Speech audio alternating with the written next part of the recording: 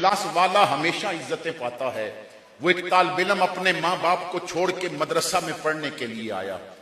ماں باپ کی بڑی خواہش تھی کہ ہمارا بیٹا عالم دین بنے، لیکن ذہن بڑا کمزور ہے۔ مدرسہ میں استاد جو پڑھاتے ہیں نا وہ اسے یاد نہیں رہتا، پھر اسے شوق اتنا ہے کہ میں عالم دین بنوں۔ وہ وقت بھی آئے کہ ممبر میرے مصطفیٰ کا ہو، اوپر کھڑے ہو کے میں قرآن کی تفسیر بیان کروں۔ وہ وقت آئے کہ مصلی میرا ہو اور اس پہ کھڑے ہو کے شریعت کا پیغام بھی دوں اور لوگوں کو نماز بھی پڑھاؤں، لیکن ذہن اتنا کمزور ہے کہ کوئی بات یاد نہیں رہتی، مگر دل میں اخلاص بڑا ہے کہ میں دین کا عالم بنوں۔ وہ ساری رات چراغ جلا کے پڑھتا ہے، طالب علم نیند کے مزے لیتے ہیں، لیکن اسے کوئی چیز یاد نہیں رہتی۔ استادوں نے نہ کہہ دیا کہ ہمارے مدرسے کا سب سے نکھٹو طالب علم یہ ہے، سب سے کند ذہن طالب علم یہ ہے، اسے تو کوئی چیز یاد ہی نہیں رہتی۔ کہا جاؤ اپنے گھر چلے جاؤ، کوئی کام کرو۔ کہنے لگا میرے ماں باپ کی خواہش بڑی تھی کہ میں عالم بنوں، مجھے گھر نہ بھیجو، مجھے کلاس کے کونے میں بٹھا دیا کرو، بس میں مصطفیٰ کا پیغام سنتا رہوں گا، آج نہیں تو کل، کبھی نہ کبھی تو میرا مالک کرم کر دے گا، کبھی نہ کبھی تو میرے ذہن کی دنیا میں وسعت آ جائے گی۔ تو پھر اسی طرح وہ مدرسے میں رہ رہا تھا۔ روزانہ رات کو طالب علم نیند کے مزے لیتے، وہ چراغ جلا کے پڑھا کرتا۔ اس کا نام تھا سعد الدین۔ پھر ایک وقت آیا اسے زمانے نے تفتزانی کہا، پھر ایک وقت آیا اسے زمانے نے تفتزانی کہا۔ اب وہ سعد الدین ساری رات محنت کرتا ہے اور بچے کہتے ہیں یار سو جا۔ وہ کہنے لگا گھر سے نہ سونے کے لیے نہیں آیا تھا، محمد کا قرآن پڑھنے کے لیے آیا تھا، مصطفیٰ کی حدیث پڑھنے کے لیے آیا تھا۔ اب وقت گزرتا گیا، وہ خلوص کے ساتھ محنت کرتا، صبح کلاس روم میں جاتا تو کوئی چیز ذہن میں نہ ہوتی۔ ایک رات ہے، سارے طالب علم نیند کے مزے لے رہے ہیں، اس نے چراغ جلایا ہوا ہے اور کتابیں کھول کے پڑھ رہا ہے اور ساتھ دعا کرتا ہے مالک مجھے توفیق دے میں بھی قرآن کو اور حدیث کو اپنے حافظہ میں محفوظ کر سکوں۔ آدھی رات کا وقت تھا، کمرے کا دروازہ کھلا، ایک اجنبی اندر آیا اور کہنے لگا سعد الدین جب یاد نہیں ہوتا تو کیوں ساری رات محنت کرتے ہو؟ آؤ ذرا باغ میں چلتے ہیں، پھولوں کی مہکار ہے، ذرا خوشبو لو، دیکھو ہوا کتنی پیاری چل رہی ہے۔ تو سعد الدین نے کہا جاؤ تم پھولوں کی خوشبو لو، میرے سامنے تو یہ باغیچہ کھلا ہے جس میں بخاری کے پھول بھی ہیں اور مسلم کے پھول بھی ہیں، جس میں ابن ماجہ کے پھول بھی ہیں اور جس میں سورہ یاسین جیسی خوشبو دینے والی پیاری پیاری کیاریاں بھی ہیں۔ وہ چلا گیا، تھوڑی دیر بعد پھر آیا، کہنے لگا سعد الدین جب یاد نہیں ہوتا تو کیوں اتنی محنت کرتے ہو؟ آ جاؤ باغ کی سیر کرتے ہیں، رات کی تنہائی ہے، ٹھنڈی ہوا چل رہی ہے، کتنی پیاری خوشبوئیں ہیں۔ تو کہا جاؤ میں نے تمہیں پہلے کہا ہے تم باغ کے مزے لو، مجھے یہاں حدیث کے مزے لینے دو۔ تیسری مرتبہ تھوڑی دیر بعد وہ پھر آیا اور کہنے لگا سعد الدین تیرا مقدر جاگنے والا ہے، تجھے باغ میں نا حسنین کے نانا بلا رہے ہیں، تجھے باغ میں مدینے کے تاجدار بلا رہے ہیں، تجھے باغ میں صدیق کے داتا بلا رہے ہیں۔ سعد الدین کہتے ہیں جب میرے کانوں میں یہ بات آئی نا کہ مکین گنبد خضرا باغ میں تشریف لا کے مجھے بلا رہے ہیں، پھر میں جوتی پہننا بھول گیا، پھر میں دوڑا اور جب باغ میں پہنچا تو اتنا حسین چہرہ میرے سامنے تھا کہ زبان خود کہنے لگی مکھ چند بدر شاشانی ہے، متھے چمکتی لاٹ نورانی ہے، کالی زلف تی اکھ مستانی ہیں، مخموری اکھیں مد بھریاں، میں آقا کے قدموں پہ گر گیا۔ حضور نے مجھے کاندھوں سے پکڑ کے کہا سعد الدین بڑی محنت کرتا ہے، ساری رات میری حدیثیں پڑھتا ہے۔ میں نے عرض کی آقا محنت تو بڑی کرتا ہوں پر کوئی چیز دماغ میں رکتی نہیں ہے، ٹھہرتی نہیں ہے، آقا حافظہ بڑا کمزور ہے، میرا بھی جی کرتا ہے میں آپ کی حدیثیں یاد کروں۔ حضور نے فرمایا سعد الدین تیرا خلوص دیکھ کے ہی تو میں آج آیا ہوں نوازنے کے لیے، چل ذرا منہ کھول۔ میں نے منہ کھولا، حضور نے اپنا لعاب دہن میرے منہ کے اندر پھینکا۔ سعد الدین کہتے ہیں لوگوں وہ لعاب جو صدیق کی ایڑی پہ لگے تو سانپ کا زہر ختم کر دے، جو علی کی آنکھ پہ لگے تو آشوبے چشم ختم کر دے، جو صحابی کی پنڈلی پہ لگے تو ٹوٹی ہڈی جڑ جائے، جو قتادہ کی آنکھ پہ لگے تو گئی ہوئی نظر واپس آ جائے، جس لعاب سے حسنین کو گڑتی بھی ملے اور جس لعاب سے کھاری کنویں میٹھے بھی ہوں، جب وہ لعاب میرے منہ میں گیا، لوگوں میں نے بڑے بڑے میٹھے چکھے تھے پر شہد کی مٹھاس نے وہ مزہ نہ دیا جو محمد کی لب نے مزہ دے دیا تھا۔ حضور نے فرمایا سعد الدین جا اب جا کے میری حدیث پڑھ، دیکھ میرا رب کیسا کرم کرے گا۔ آقا آنکھوں سے اوجھل ہو گئے، آئے جمال ناز دکھا کر چلے گئے، خوابیدہ زندگی تھی جو جگا کر چلے گئے۔ سعد الدین کہتے ہیں میں اپنے مقدر پہ رشک کرتا، کتھے میرے علی کتھے تیری ثنا، گستاخ اکھی کتھے جائڑیاں۔ میں اپنے کمرے کی طرف چل پڑا، کمرہ بعد آیا، ساری پڑھی کتابیں میرے ذہن میں محفوظ پہلے ہو گئی ہیں، جو جو پڑھا تھا سارا ذہن میں آ گیا۔ آقا کریم نے کرم کر دیا، پھر میں ساری رات درود پڑھتا رہا، فجر کی آذان ہو گئی، پھر نماز فجر پڑھی، پھر ناشتہ کیا، پھر کلاس روم سج گیا۔ مجھے سب سے نکھٹو طالب علم کہتے تھے، کونے میں بٹھاتے تھے، میں ادھر جا کے بیٹھ گیا۔ استاد تشریف لائے، طالب علم آ کے بیٹھ گئے، استادوں نے ایک عبارت پڑھی اور کہا جو سب سے ذہین طالب علم ہے وہ کھڑا ہو جائے اور اس کا حل نکالے۔ ذرا اس عبارت کو پڑھے سمجھائے۔ جو سب سے ذہین تھا نہ کہنے لگا استاد جی بہت مشکل عبارت ہے، آج یہ میں نہیں حل کر سکتا۔ انہوں نے کہا دوسرا کھڑا ہو جائے، اس نے کہا میں بھی حل نہیں کر سکتا۔ وہ استادوں کو جن کے حافظے پہ مان تھا نا وہ سارے کہنے لگے عبارت مشکل ہے، آج ترکیب صرفی اور ناوی نہیں ہو سکتی ہم سے۔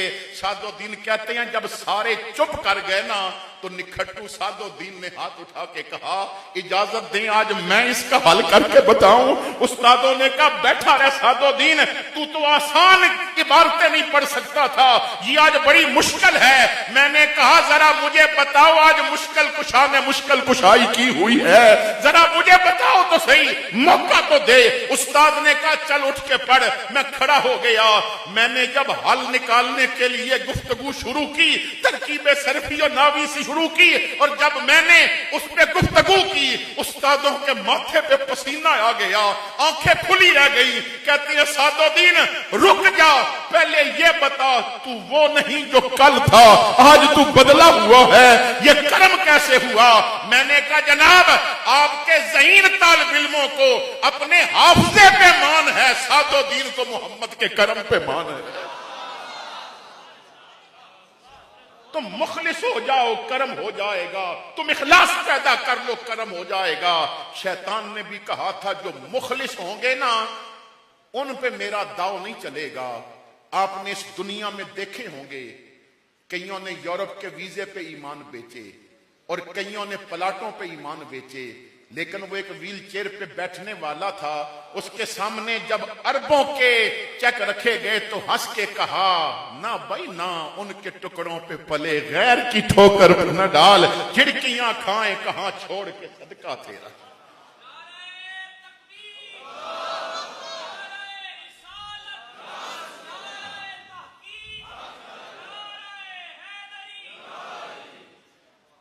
اخلاص پیدا کریں، نیت اچھی کر لیں۔ جب نیت اچھی ہو جاتی ہے نا تو چھوٹا سا عمل بھی بہت بڑا ہو جاتا ہے۔ تو صرف ایک واقعہ عرض کروں گا، 10:30 کا ہمارا ٹائم تھا تو میں ایک واقعہ عرض کروں گا، محفل میں تھوڑی سی تاخیر ہو گئی تو ایک واقعہ عرض کروں گا، آپ کے کلیجے میں ٹھنڈ پڑ جائے گی کہ جب بندہ اخلاص سے کوئی کام کرتا ہے نا تو اللہ کتنا کرم کر دیتا ہے۔ یہ آج سے 5-6 سال یا 7 سال ہوں گے، اس 7 سال یا 8 سال کی بات ہے۔ حجاج کرام حج کے لیے تشریف لے گئے، اب بھی ہر طرف تیاریاں ہو رہی ہیں، تو وہ حجاج حج کے لیے پہنچے، حج کیا، پھر آقا کے روزے پہ حاضری دی۔ اور اہل سنت کا عقیدہ یہ ہے کہ حج اور عمرہ یہ ادا تو مکہ میں ہوتا ہے پر قبولیت کی مہر مدینے میں لگتی ہے، قبولیت کی مہر مدینے میں لگتی ہے۔ تو کچھ ایسے بھی ہیں جو کہتے ہیں جی ہم تو مدینے نہیں جاتے، مدینے میں کیا پڑا ہے۔ تو میرے گولڈے کے تاجدار شاہ نصیر نے کمال کہا کہ تمہاری کیا جرت کہ تم فیصلے کرو کہ ہم نے جانا ہے کہ نہیں، اصل بات یہ ہے بے اجازت اس طرف نظریں اٹھا سکتا ہے کون۔ بے اجازت اس طرف نظریں اٹھا سکتا ہے کون؟ وہ نہ بلوائیں تو ان کے در پہ جا سکتا ہے کون؟ تو حج پڑا گیا، مدینے کی حاضری ہوئی، اب حاجیوں کے قافلے واپسی کے لیے تیار ہیں، جدہ ایئرپورٹ ہے اور مختلف ملکوں کے اپنے اپنے حساب سے بیٹھے ہیں کہ ہماری فلائٹ اتنے بجے جانی ہے، ہماری اتنے بجے جانی ہے۔ ایک گروہ ایسا ہے کہ جس نے مصر کی طرف جانا ہے، تو ایئرپورٹ پہ فلائٹ میں ذرا تاخیر ہے، تو لان میں جو ویٹنگ لانچ جو ہوتا ہے اس میں ایک حاجی صاحب بیٹھے ہوئے ہیں، تو وہ انتظار کر رہے تھے، اکیلے تھے، کسی سے بات کرنا بھی مشکل تھی، تو بڑے پریشان تھے۔ ان کا نام تھا عبد الباری، حاجی عبد الباری، اور ان کے سامنے مصر کے ایک اور شہر کا آدمی بیٹھا تھا، اس کا نام تھا سعید۔ اب عبد الباری صاحب نے دیکھا کہ لیٹ تو ویسے ہے، تو یہاں وقت بھی گزارنا ہے، تو کسی سے بات چیت شروع کی جائے، تو انہوں نے سعید سے بات چیت شروع کرنے کے لیے سلام کیا۔ اب جب سلام ہوا تو یہ کہنے لگے کہ اللہ کا مجھ پہ بڑا کرم ہے، یہ میرا 10واں حج ہے۔ وہ حضرت سفیان ثوری ایک بندے کے گھر تشریف لے گئے، دعوت تھی، تو وہ اپنے غلام کو کہنے لگا وہ برتن لے کے آؤ جو میں نا تیسرے حج پہ گیا تھا تو لے کے آیا تھا۔ تو آپ نے فرمایا یہ جملہ ہے کہ تو نے تینوں حج ضائع کر دیے۔ یعنی ہمارا ایک انداز ہے نا، دکھلاوا ہے، بندہ ایک حج کر کے آتا ہے تو پھر وہ لازمی کہتا ہے کہ میرے نام کے ساتھ حاجی ہو۔ وہ ایک نے پوچھا تمہارا نام کیا؟ تو وہ کہنے لگا حاجی عبداللہ۔ تو اس نے کہا تمہارا نام؟ تو اس نے کہا نمازی عبد الرحیم۔ تو وہ کہنے لگا کہ یہ حاجی تو میں نے حج کیا ہے، تو تم نمازی کیسے؟ اس نے کہا ظالم، تو نے زندگی میں ایک حج کیا تو نام کے ساتھ لکھ لیا، میں تو روزانہ 5 مرتبہ نمازیں پڑھتا ہوں، تو کیا میں نمازی نہیں ہوں؟ تو ہمارا دکھلاوے کا بھی ایک انداز ہوتا ہے نا۔ یہ ہمارے یہاں جب کل اور چیلم پہ ہوتے ہیں نا معاملات، تو پھر لوگ اپنی اپنی وہ مرضی کے مطابق ڈرائی فروٹ بھی لگتے ہیں، کاجو مہنگے ہیں تو وہ بھی آ جاتے ہیں، چلغوزہ مہنگا ہے تو وہ بھی پلیٹ میں رکھا ہوتا ہے۔ تو میں اکثر کہتا ہوں کہ یہ سامنے نہ بھی ہو، کمرے میں پڑے ہو نا تو دعا ہو جاتی ہے۔ یہ سارا کچھ کمرے میں پڑا ہو نا تو دعا ہو جاتی ہے۔ اور یقین کیجئے کہ اگر کمرے میں رکھ کے دعا کرنی ہے تو پھر کسی بیٹے نے کاجو نہیں لانے، چلغوزہ کوئی بھی نہیں لائے گا اگر آپ نے کمرے میں رکھ کے دعا کرنی ہے، اس لیے کہ بابے کے لیے مخلص ہوتے تو وہ جب جی رہا تھا تو اسے یہ چیزیں لا کے کھلاتے۔ یہ تو بوڑھے کو بھوکا مار دیتے ہیں اور مرنے کے بعد چھوٹے گوشت پکا کے لوگوں کو کھلاتے ہیں۔ جی کیتی جیوندیاں قدر نہ ماں پیاں دی، تے مویاں ڈھونگ رچاؤن دا کی فائدہ؟ کیتی جیوندیاں قدر نہ ماں پیاں دی، مویاں ڈھونگ رچاؤن دا کی فائدہ؟ کول پہلے بھوک تے پیاس نہ پچھی، پچھو دے گا چڑھاؤن دا کی فائدہ؟ تو ہمارا تو مزاج یہ ہے۔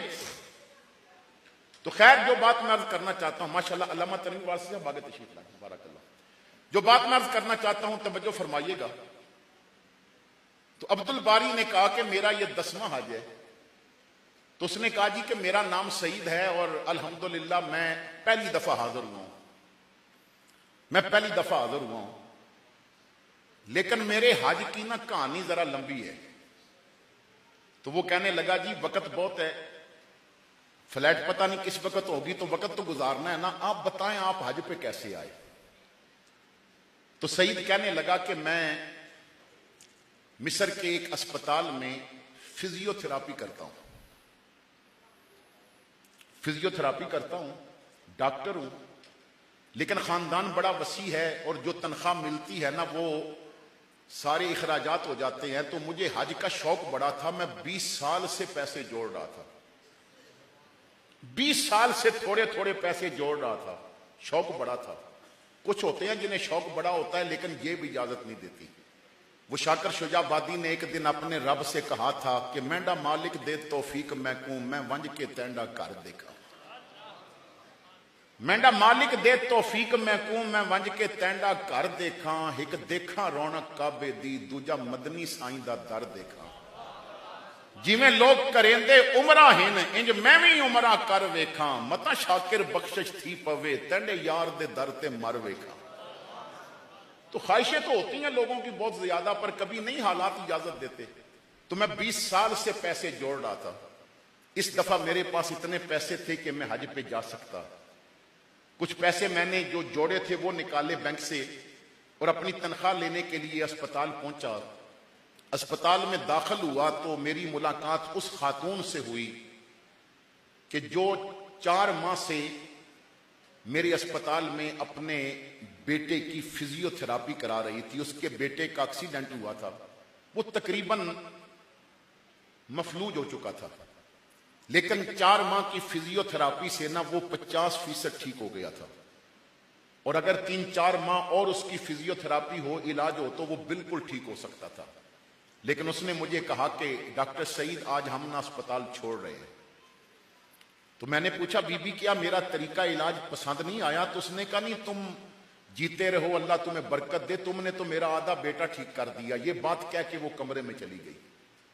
मैं काउंटर पे चला गया और मैंने पूछा कि ये नौजवान और इसकी वालदा अस्पताल छोड़ के क्यों जा रहे हैं? तो उसने कहा जी ये जा नहीं रहे, इन्हें हमने निकाला है। तो मैंने पूछा वजह? तो वो कहने लगा इसके वालिद की नौकरी खत्म हो गई है, तो ये प्राइवेट अस्पताल है, इसके कमरे का किराया, डॉक्टर की फीसें तो ये अदा करने की पोजीशन में नहीं है। तो मैं ऑफिसर के पास चला गया, उससे कहा कि कुछ रहम करो, आधा बच्चा ठीक हो गया है, आधा रह गया है, कुछ काम रब की रिजा के लिए भी कर लिया करो। तो वो कहने लगे जाओ तुम अपना काम करो, ये प्राइवेट अस्पताल है, खैराती इदारा नहीं है। मैं जब बाहर निकल रहा था तो मेरा हाथ अपनी जेब को लगा, जेब में पैसे थे। एक लम्हे के लिए मैंने आसमान की तरफ देख के कहा मालिक तेरे घर आने का शौक भी बड़ा है, और तेरे मुस्तफा ने यह भी फरमाया है तू किसी के लिए आसानी पैदा कर, रब तेरे लिए आसानी पैदा करेगा।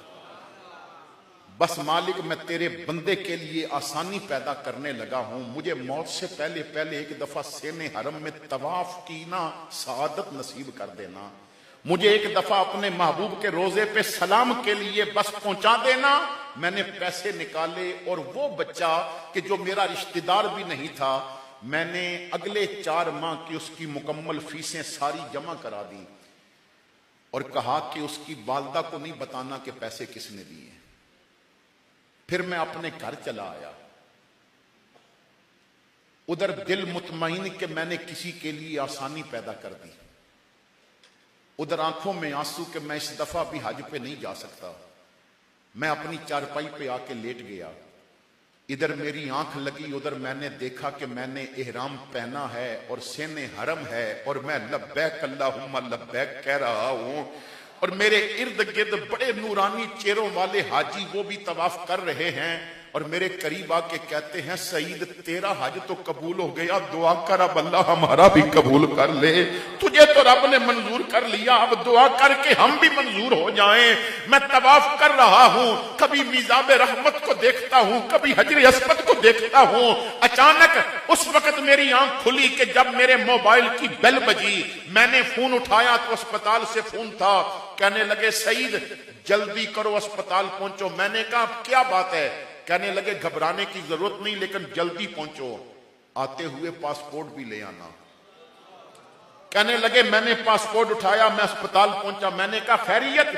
मुझे बताया गया कि इस प्राइवेट अस्पताल का मालिक इस दफा हज पे जा रहा था और वो बीमार है और डॉक्टर के बगैर जाता नहीं। जो उसका डॉक्टर है उसकी बीवी बीमार हो गई है और उस डॉक्टर ने कहा है कि अगर हज अच्छा करना है ना तो फिर डॉक्टर सईद बड़ा अच्छा है, उसे अपने साथ ले जाओ। तो सईद जल्दी पासपोर्ट दो, तुम्हारा वीजा लगेगा और तुमने हज पे जाना है। सईद कहता है पासपोर्ट हाथ से गिर गया, मैं अस्पताल के फर्श पे सजदे में गिर गया। मैंने कहा मालिक इतना तो पता था कि तू किसी की नेकी जाया नहीं होने देता, पर आज देखा है तू इतनी जल्दी करम कर देता है। तेरा करम जो शाहे जी वकार हो जाए, गदाए खाक नशी ताजदार हो जाए।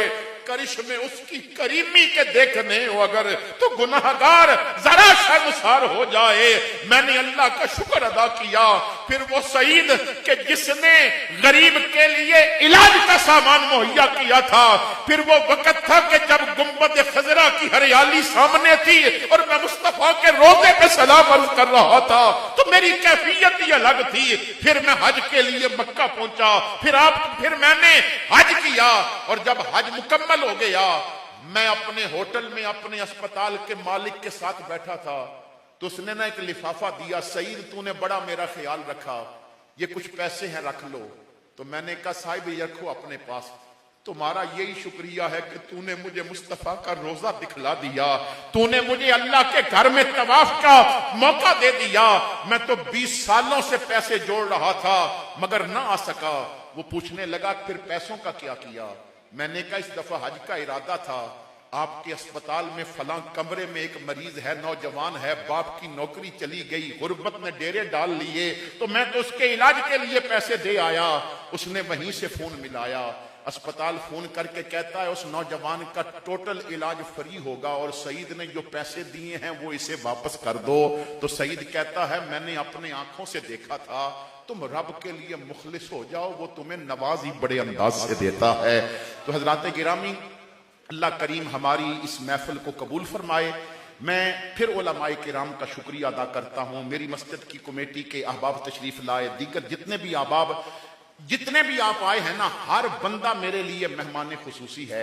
मेरे पास वो अल्फाज नहीं कि मैं आपका, मस्जिद इंतजामिया का, अल्लामा दिलावर सुल्तानी साहब का, दीगर उलमाए किराम जनाबे खुरम जवादुल मुस्तफ़ा साहब, अम्मार शाकर साहब, जितने भी किबला पीर साहब तशरीफ लाए, तनवीर वारसी साहब तशरीफ लाए और हसनैन ज़ियाई साहब तशरीफ ले आए, दीगर जितने उलमाए किराम तशरीफ लाए, कारी अब्दुल्ला साहब आए और बिलखुसूस हमारे चौधरी तैयब साहब और अरशद कुरैशी साहब, ये मेरे वो मुखलिस साथियों में से हैं कि मैंने जब भी किसी भी काम के लिए इन्हें आवाज दी है तो ये हर मौके पे लब्बैक कहते हैं। अल्लाह करीम इन्हें दारैन की इज्जतें और बरकतें अता फरमाए।